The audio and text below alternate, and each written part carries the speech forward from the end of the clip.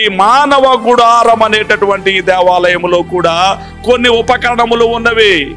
అవి బహిరంగ అవయవములు, జ్ఞానేంద్రియములు మనకు కనబడుచు ఉన్నవి.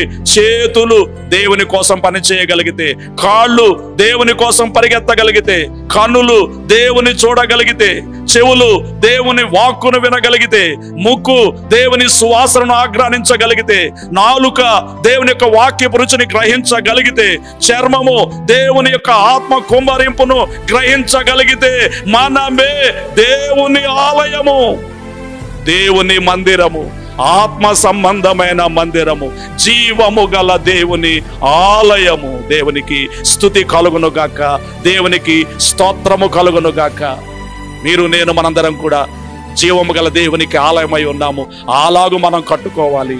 అందుకే మోషే వేయించిన గుడారమును పోలినది వేస్తావా? వేస్తే గనక మోషేతో మాట్లాడినట్టు మోదముతో నీతో కూడా మాట్లాడతానని రాయబడిన పాట మనం పాడుకుంటున్నటువంటి పాటను బట్టి మనమే ఆయన ఇల్లు,